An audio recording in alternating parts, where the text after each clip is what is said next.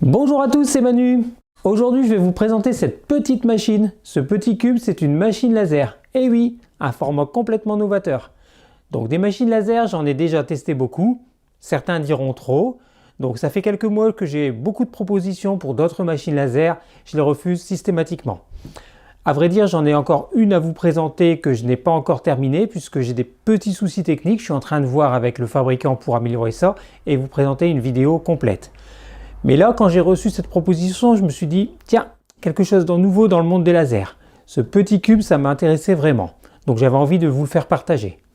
Donc cette machine, c'est la Wainlux K8. À l'origine, c'était un projet participatif qui avait été lancé sur la plateforme Kickstarter et qui a rencontré un grand succès. Donc la marque a décidé de la commercialiser. Aujourd'hui, on est le 11 novembre 2023 et cette machine devrait être disponible à partir du 20 novembre. Donc c'est vraiment quelque chose de nouveau. Donc ce qui saute aux yeux tout de suite, bien sûr, c'est son format. Ce petit cube qui est livré comme ça, prêt à être utilisé sans aucun montage. Ensuite, on est sur une machine qui est entièrement fermée et sécurisée. Donc elle a une porte à l'avant, à l'arrière avec une vitre de protection qui protège des rayons laser. Et elle s'arrête immédiatement si on l'ouvre pendant la gravure.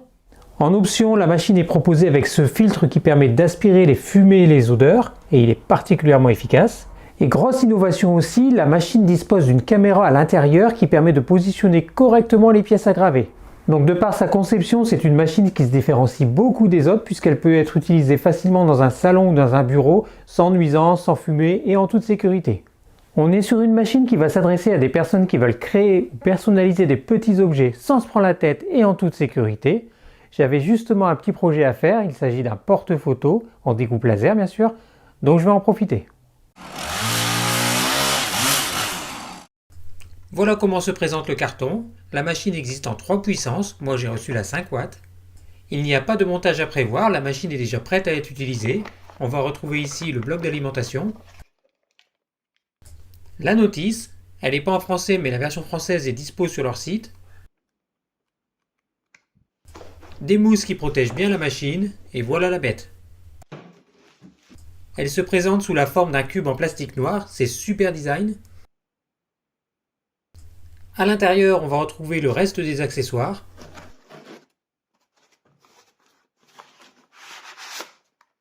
Et notamment une pochette avec plein d'échantillons de matière à couper ou à graver. Le câble USB, le lecteur de carte SD et d'autres accessoires. Et enfin, des petites médailles à graver. On retrouve une porte en façade, elle est équipée d'une vitre de protection contre le laser et une deuxième porte à l'arrière de la machine. Ici, c'est un tiroir qui va récupérer les petits morceaux et le surplus des découpes laser. Et cette molette va permettre de monter ou de descendre le plateau. On va faire un petit tour à l'intérieur de la machine. Donc, le plateau réglable, la tête laser, ici la 5 watts, la caméra, le système de montée et de descente. Et ce port USB permet de brancher un rouleau rotatif pour graver des objets cylindriques.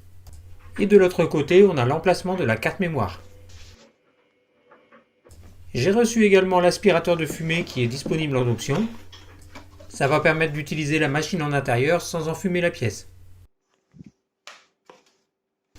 Donc ce filtre a le même style et présente aussi bien que la machine laser. Il est bien sûr fourni avec le tuyau qui va permettre de le raccorder à la K8. On a une façade avec des boutons tactiles, une prise pour l'alimentation, des patins en caoutchouc et l'arrivée d'air sur le dessus. À l'intérieur, on retrouve un filtre papier. Je suppose que c'est un filtre qu'on peut remplacer, mais je ne l'ai pas trouvé nulle part. Comme la machine vient juste de sortir, je pense que le filtre n'est pas encore commercialisé. Le tuyau est orientable et extensible dans tous les sens et il est équipé de joints d'étanchéité.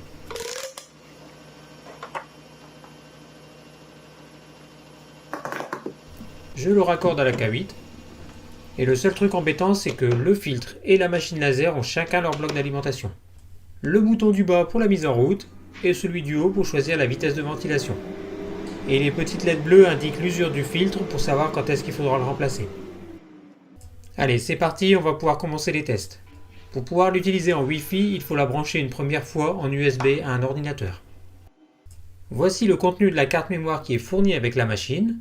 On a le driver pour les anciennes versions de Windows. On a le logiciel gratuit Cutlab X.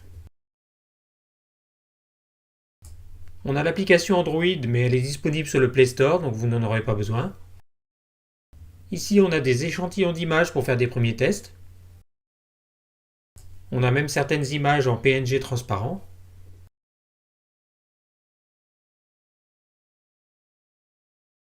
Là, les outils pour la mise à jour du firmware. Le mode d'emploi en format PDF. Le logiciel gratuit Laser GRBL. Le logiciel payant Lightburn en version DC. Et un dossier avec 3 vidéos promotionnelles de la machine.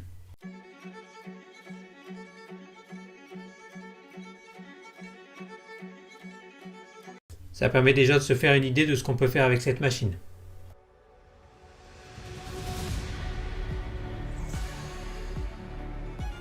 Et l'accent est mis sur l'utilisation par des enfants puisque la machine est très sécurisée.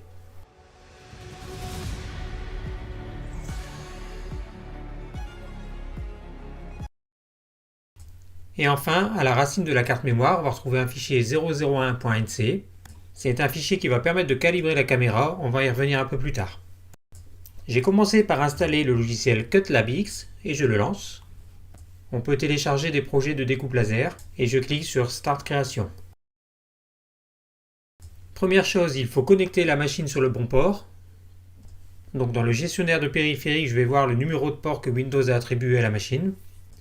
Ici, c'est le COM5 et je le reporte en bas du logiciel. Une fois connecté, je peux configurer le Wi-Fi en cliquant sur Set Wi-Fi. Je rentre le nom de ma connexion Wi-Fi et sa clé et je clique sur Confirme. J'ai également installé l'application Android. Donc on a plusieurs méthodes pour se connecter à la machine. Là, je vais choisir la méthode de connexion directe en Wi-Fi sur la machine.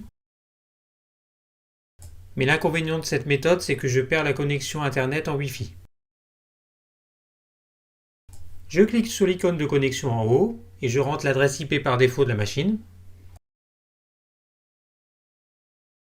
Et maintenant, je peux lancer des projets depuis mon smartphone et je peux aussi piloter la machine. Donc c'est sympa, mais je préfère quand même travailler sur un ordinateur. Allez, on va commencer par une petite planche de bois fournie avec la machine. Ce réglage est très important puisque c'est la hauteur de la tête laser par rapport au matériau à graver. Donc c'est facile, je mets en place la petite butée et je viens monter le plateau pour que la butée touche le matériau à graver. Je n'oublie pas de remonter la petite butée et on est bon. On va commencer avec le logiciel gratuit fourni avec, puisqu'il a un énorme avantage, il permet de prendre des photos de l'intérieur de la machine. Par contre, je ne sais pas pourquoi, mais ça fonctionne uniquement si on est en Wi-Fi. Donc grâce à l'appareil photo, on a un aperçu du matériau à l'intérieur de la machine, et on va pouvoir y positionner notre image à graver très précisément. Donc j'ai choisi ce lapin, c'est une des nombreuses images qui étaient fournies avec. Je la redimensionne et je la place pile poil à l'endroit où je veux qu'elle tombe. Là, on a un système de multicouches comme dans Lightburn. Je laisse les réglages par défaut et je clique sur Preview pour faire un aperçu. Ça permet de confirmer que je suis bien placé. J'allume le filtre et je clique sur Start pour lancer la gravure. Je suis connecté en Wi-Fi, donc le fichier est envoyé dans la carte mémoire de la machine. Et c'est parti, et tout ça en toute sécurité, puisque c'est une vitre spéciale qui filtre la lumière du laser. On voit un petit peu de fumée au début, mais ça dure pas longtemps puisque le filtre rentre vite en action.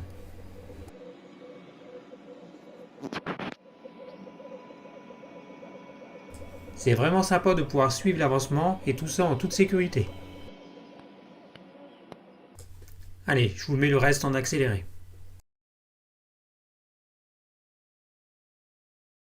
Dans le logiciel, on voit juste le pourcentage d'avancement, pas le temps restant.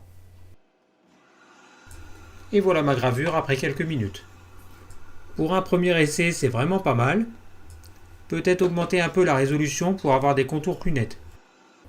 J'ai relancé un essai bidon pour voir la sécurité en cas d'ouverture de la porte.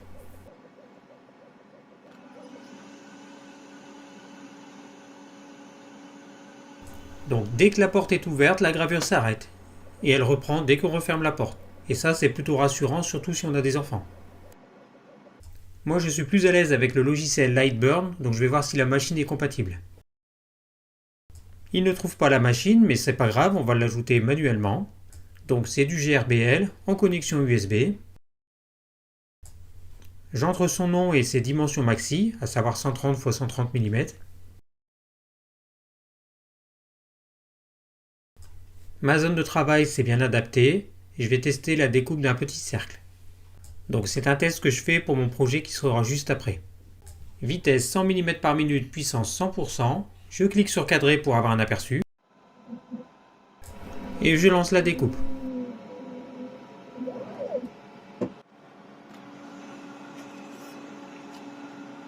Donc mes réglages sont bons, la pièce est bien découpée. Je vais maintenant pouvoir lancer mon projet de porte-photo sur du contreplaqué de 3 mm d'épaisseur. Je n'oublie pas bien sûr de régler la hauteur du plateau.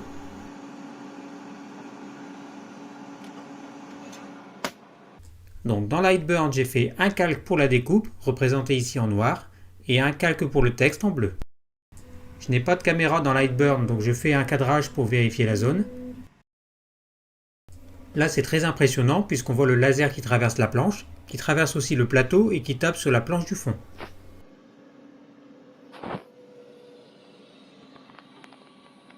Allez, je vous mets un timelapse pour le reste.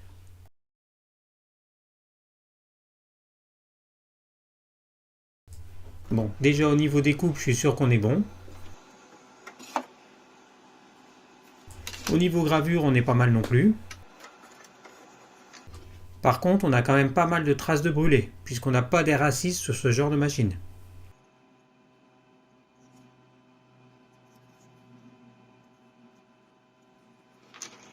J'ai le plateau qui est bien sale aussi, mais ça se nettoie très bien avec de l'acétone. Et les petits ronds, je les récupère dans le tiroir. Je vais graver la même chose de l'autre côté, mais avant je vais enlever les traces de brûlé en ponçant le bois. Et pour l'autre côté, l'idéal c'est d'utiliser le logiciel Cutlabix avec la caméra. Je suis connecté en USB, mais j'ai oublié que la caméra ne fonctionne qu'en Wi-Fi.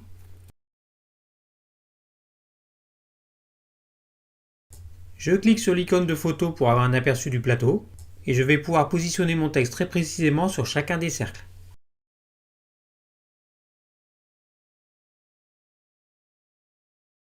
Donc je peux déplacer et redimensionner directement la souris ou taper directement les valeurs en millimètres.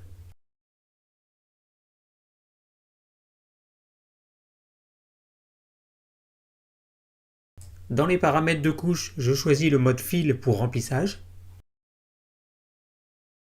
Et je n'ai trouvé aucun moyen de faire des copier-coller, que ce soit dans les menus ou avec des raccourcis clavier, donc je vais répéter l'opération 6 fois.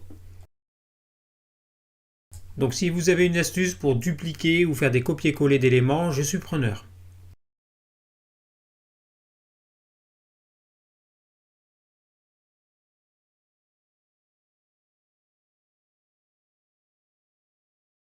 Et voilà, la deuxième face est gravée et c'est plus rapide puisqu'il n'y avait pas de coupe cette fois. Comme le lendemain c'est l'anniversaire de ma filleule, j'en profite pour en faire un deuxième porte-photo avec son prénom. Et là c'est facile puisque si je change 2 lettres à Colline, ça fait Solène. Et je suis toujours impressionné par le laser qui va jusqu'au bas de la machine. Par contre, pour la partie haute du porte-photo, la K8 est trop petite, donc j'ai utilisé une de mes autres machines laser. Pour rappel, la K8 est limitée à 130 par 130 mm et on ne peut pas l'utiliser avec les portes ouvertes, donc on ne pourrait même pas faire ce genre de projet en plusieurs fois.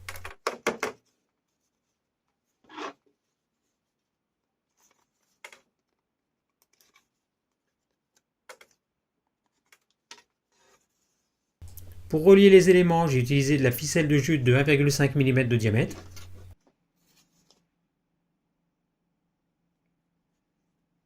Donc je la passe tout simplement dans les trous et je fais des doubles nœuds.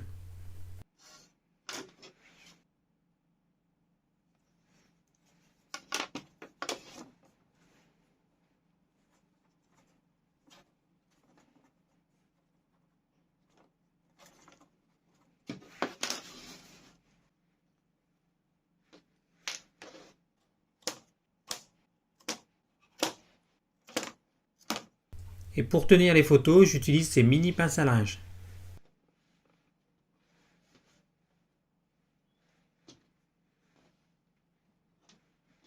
Et voilà ce que ça donne, un porte-photo original qu'il n'y a plus qu'à accrocher au mur.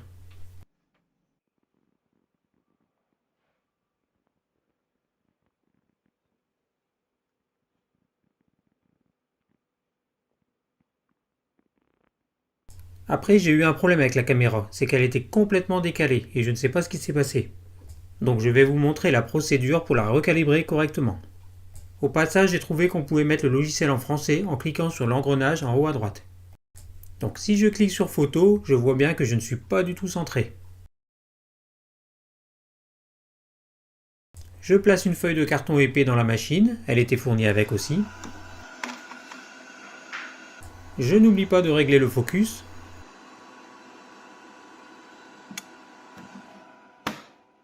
Je clique sur la grille et ça me fait apparaître cette mire que je peux directement graver. Je vais la graver à 3000 mm par minute et 80% de puissance. Ça va me permettre d'avoir une référence pour la caméra.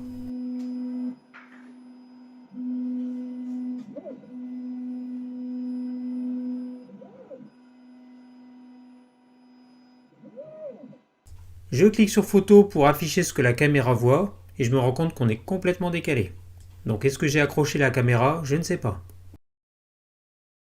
Je vais essayer de modifier ces valeurs en rajoutant 20 mm en X et en Y. Je clique à nouveau sur photo et pas de bol, c'était dans l'autre sens. Donc je remets des valeurs plus petites et j'essaie aussi de modifier la valeur de tournée pour modifier l'angle. On est déjà mieux et après quelques essais, j'arrive quasiment à être en face. Il n'y a que la rotation que je n'arrive pas à corriger. Le paramètre tournée ne semble d'aucun effet, quelles que soient les valeurs que je lui mette. Donc c'est pas grave, on va quand même contrôler si on est mieux. Je vais essayer de graver mon logo sur ce pinceau.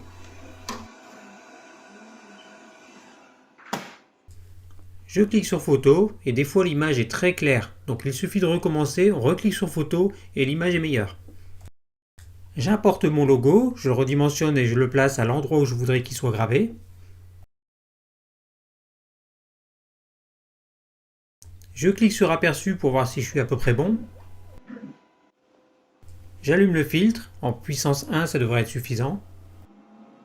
Pour les paramètres de gravure sur du bois, le fabricant recommande 3000 mm par minute et 50% de puissance.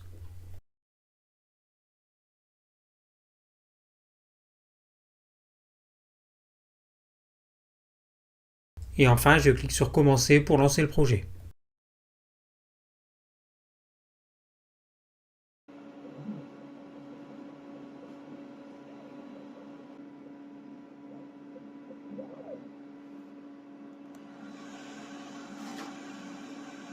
Donc la gravure est nickel, mais on voit bien qu'il y a un problème de décalage en rotation. J'essaierai de voir si la caméra n'a pas bougé ou je demanderai de l'aide à Wenlux. Allez, un dernier test de gravure sur du cuir qui est fourni également en échantillon avec la machine. Je choisis une des images de la carte mémoire et je la redimensionne.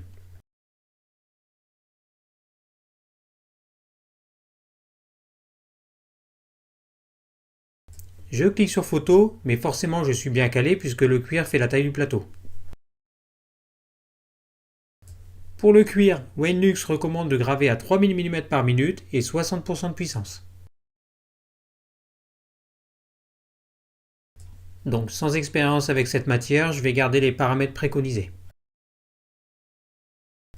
Je lance la gravure et l'avantage c'est que je vais pouvoir suivre ça à l'avant comme à l'arrière de la machine. Donc j'ai placé une caméra à l'arrière, ici je suis en vitesse réelle. Et là je suis passé en timelapse.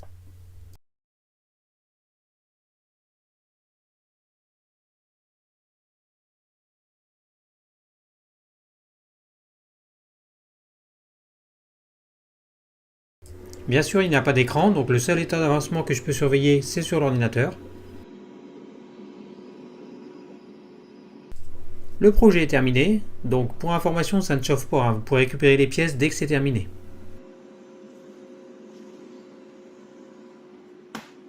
Alors je pense que c'est un petit peu fort en puissance puisqu'on voit la lumière à travers. Donc ça serait un essai à faire, soit augmenter la vitesse, soit diminuer la puissance du laser. Mais si on n'a pas la lumière à travers, c'est vraiment magnifique. Ça permet de faire des beaux projets comme sur un porte-monnaie par exemple. Mon bilan, c'est que Weightluxe a vraiment innové avec la K8. Déjà on reçoit une machine qui est prête à être utilisée, il n'y a aucun montage à faire. Elle est tout à fait adaptée pour être utilisée dans une maison ou dans un bureau. Comme elle est entièrement fermée, on travaille en toute sécurité, même avec la présence d'enfants. Le capteur photo intégré à la machine, ça c'est un vrai plus pour placer correctement les pièces à graver. Je vous recommande quand même le filtre en option. Je n'ai eu aucune fumée dans ma pièce et quasiment pas d'odeur. Donc les autres machines laser que j'ai testées jusqu'à présent, elles sont quand même beaucoup plus encombrantes, plus difficiles à installer et à paramétrer. Donc je pense que la K8 elle peut vraiment intéresser des personnes qui trouvaient les autres machines laser trop compliquées. Donc n'hésitez pas à me dire ce que vous en pensez dans les commentaires et éventuellement à me poser des questions. Laissez-moi un pouce si vous avez trouvé ma vidéo utile. Moi j'ai encore plein de projets à vous présenter, alors je vous dis à bientôt.